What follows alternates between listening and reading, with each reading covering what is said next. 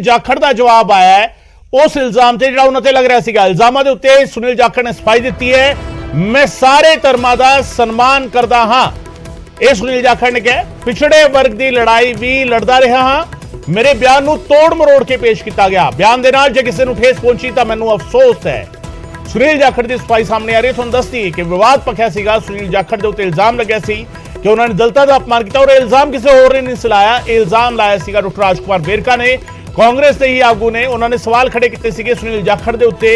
यह भी कहा सीगा कि सुनील जाखड़ का मानसिक संतुलन बिगड़ चुका है। कांग्रेस हाईकमान तो अपील की सी कि सुनील जाखड़ को पार्टी तो बाहर कर दिया जाए। यह विवाद पखिया तो हुण सुनील जाखड़ की सफाई सामने आई है।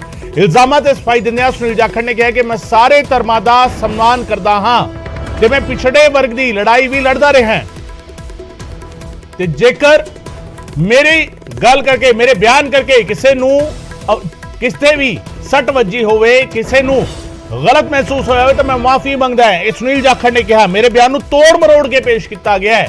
सुनील जाखड़ ने यह भी गल कही है कि उन्होंने बयान नूं तोड़ मरोड़ के पेश किया गया। बयान दे नाल जे किसी नूं ठेस पहुंची तो मैनूं अफसोस है।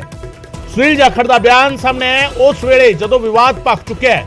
विवाद क्यों पखिया है? क्योंकि उन्होंने उत्ते इल्जाम लाए ने राजकुमार वेरका ने। राजकुमार वेरका ने इल्जाम लाए कि सुनील जाखड़ ने दलितां दा अपमान किया है। एक क्लिप का उन्होंने हवाला दिता, एक वीडियो क्लिप उन्होंने दिखाया कि उस तो बाद इल्जाम लाए कि सुनील जाखड़ ने दलितां दा अपमान किया है और इस करके उन्होंने पार्टी चों बाहर कढ़ना चाहिए। कांग्रेस हाईकमान को अपील की राजकुमार वेरका ने। इस यह भी कह दिता, इस तो भी एक कदम अगे वो बढ़े तो कहा कि सुनील जाखड़ का मानसिक संतुलन जिहड़ा है वो बिगड़ चुका है। इस सब के बाद जो राजकुमार वेरका सारे बयान दे चुके थे, हुण सुनील जाखड़ की सफाई सामने आई है इल्जामां दे उत्ते। सुनील जाखड़ कहते हैं कि मैं सारे धर्मां दा सन्मान करदा हां, मैं पिछड़े वर्ग की लड़ाई भी लड़दा रहा। जेकर पहली गल तो है कि मेरे बयान नूं तोड़ मरोड़ के पेश किया गया है, दूजा है कि जेकर मेरे बयान नाल किसी नूं जेकर ठेस पहुंची है तो अफसोस है। सुनील जाखड़ ने कहा। तो सुनील जाखड़ का बयान सामने आया। बयान उस वेले सामने आया जो विवाद पखिया होया है। इस तो पहला उन्होंने बयान का हवाला देके राजकुमार वेरका ने कई इल्जाम लाए सीगे, मानसिकता के सवाल खड़े किए सी, सोच के सवाल खड़े किए सी। नाल ये भी कहा सीगा कि जेकर हाईकमान अजिहा नहीं करती, हाईकमान कोई एक्शन नहीं लैंदी तो सुनील जाखड़ के खिलाफ डॉक्टर अंबेडकर के जिहड़े फॉलोअर्स ने, डॉक्टर भीमराव अंबेडकर के चाहण वाले जिहड़े ने वो मोर्चा खोलणगे।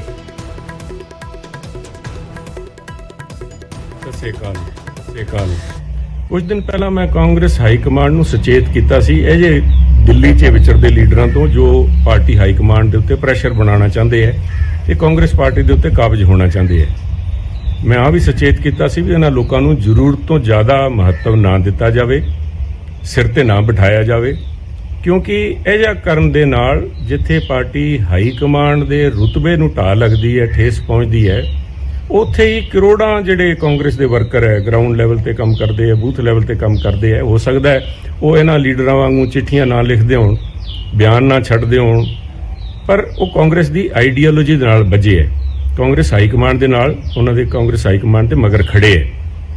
उन्हां दी भी तौहीन हुंदी है अगर इस किस्म दे दिल्ली दे विच बैठे आम चेयर लीडर्स नूं जरूरत तो ज़्यादा महत्व दिता जाता है। सिर्फ सचेत करन वास्ते पार्टी लीडरशिप नूं मैं बयान दिते सीगे, ना कि किसी नूं ठेस पहुँचाउण वास्ते। मैं अपने पूरे जीवन के अंदर 68-70 साल के करीब अपने जीवन के अंदर हरेक धर्म ते जाति का सम्मान किया है।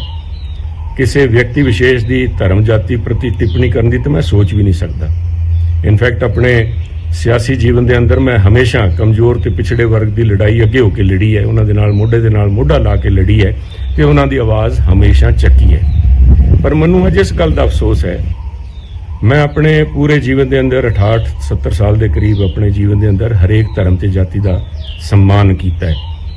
किसी व्यक्ति विशेष की धर्म जाति प्रति टिप्पणी करने की तो मैं सोच भी नहीं सकता। इनफैक्ट अपने सियासी जीवन के अंदर मैं हमेशा कमजोर ते पिछड़े वर्ग की लड़ाई अगे होकर लड़ी है, उन्होंने नाल मोढे दे नाल मोढा ला के लड़ी है तो उन्होंने आवाज़ हमेशा चकी है। पर मैनूं अज इस गल का अफसोस है कि मेरे ये जिहड़े बयान सीगे जिन्हां दे उत्ते कल कई पत्रकार साथियों नाल गलबात जो कीती है ਉਹਨੂੰ ਅੱਜ ਕ੍ਰਿਮੀਨਲ ਰੰਗ ਦੇਣ ਦੀ ਕੋਸ਼ਿਸ਼ ਕੀਤੀ ਜਾ ਰਹੀ ਹੈ, ਤੋੜ ਮਰੋੜ ਕੇ ਆਊਟ ਆਫ ਕੰਟੈਕਸਟ ਦੂਜੀ ਗੱਲਾਂ ਦੇ ਨਾਲ, ਜਿਹਦੇ ਨਾਲ ਇਹਦਾ ਕੋਈ ਸਰੋਕਾਰ ਹੈ ਨਹੀਂ ਸੀਗਾ, ਕੋਈ ਸੰਦਰਭ ਹੈ ਨਹੀਂ ਸੀਗਾ, ਉਹਦੇ ਨਾਲ ਜੋੜ ਕੇ ਇਹਨੂੰ ਪੇਸ਼ ਕੀਤਾ ਜਾ ਰਿਹਾ ਹੈ।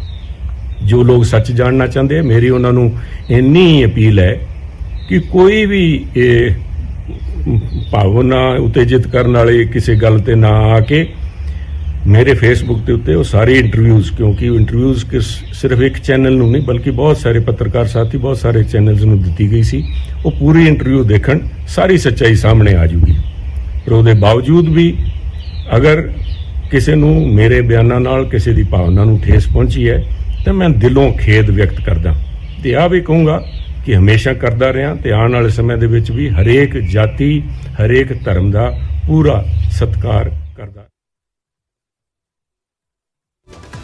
ਜਾਖੜ ਦੀ ਸਫਾਈ, ਸੁਨੀਲ ਜਾਖੜ ਦਾ ਬਿਆਨ ਸਾਹਮਣੇ ਆਇਆ ਹੈ। ਸੁਨੀਲ ਜਾਖੜ ਨੇ ਸਿੱਧੇ ਤੌਰ ਤੇ ਕਿਹਾ ਕਿ ਉਹਨਾਂ ਦੇ ਬਿਆਨ ਨੂੰ ਤੋੜ ਮਰੋੜ ਕੇ ਪੇਸ਼ ਕੀਤਾ ਗਿਆ। ਗੱਲ ਜਿਹੜੇ ਕੰਟੈਕਸਟ ਵਿੱਚ ਉਹਨਾਂ ਨੇ ਕਹੀ ਸੀ ਉਹ ਗੱਲ ਇਹ ਨਹੀਂ ਸੀ। ਉਹਨਾਂ ਨੇ ਪਾਰਟੀ ਹਾਈ ਕਮਾਂਡ ਨੂੰ ਸੁਚੇਤ ਕੀਤਾ ਸੀਗਾ ਕਿ ਜਿਹੜੇ ਦਿੱਲੀ ਵਿੱਚ ਜਿਹੜੇ ਲੀਡਰ ਬੰਦੇ ਨੇ, ਜਿਹੜੇ ਚਿੱਠੀਆਂ ਲਿਖਦੇ ਨੇ ਜਾਂ ਜਿਹੜੇ ਉਹਨਾਂ ਤੋਂ ਸਾਵਧਾਨ ਰਹਿਣ ਦੀ ਲੋੜ ਹੈ, ਉਸ ਦੇ ਵਿੱਚ ਕਿਸੇ ਪਾਰਟਿਕੂਲਰ ਜਾਤ ਜਾਂ ਧਰਮ ਨੂੰ ਟਾਰਗੇਟ ਨਹੀਂ ਸੀ ਕੀਤਾ ਗਿਆ, ਪਰ ਜਾਣਬੁੱਝ ਕੇ ਇਸ ਬਿਆਨ ਨੂੰ ਤੋੜ ਮਰੋੜ ਕੇ ਪੇਸ਼ ਕੀਤਾ ਗਿਆ। ਨਾਲ ਹੀ ਉਹਨਾਂ ਨੇ ਓਪਨਲੀ ਕਿਹਾ ਵੀ ਕਿ ਉਹਨਾਂ ਦੇ ਫੇਸਬੁੱਕ ਪੇਜ ਤੇ ਜਿਹੜਾ ਹੈਗਾ ਇਹ ਸਾਰੇ ਇੰਟਰਵਿਊ, ਸਾਰੇ ਬਿਆਨ ਪਏ ਨੇ, ਲੋਕ ਸੁਣ ਸਕਦੇ ਨੇ, ਸਮਝ ਸਕਦੇ ਨੇ। ਨਾਲ ਹੀ ਇਹ ਵੀ ਦੁਹਰਾਇਆ ਕਿ ਜੇਕਰ ਉਹਨਾਂ ਦੇ ਬਿਆਨ ਨਾਲ ਠੇਸ ਪਹੁੰਚੀ ਤਾਂ ਉਹ ਅਫਸੋਸ ਜ਼ਾਹਿਰ ਕਰਦੇ ਨੇ।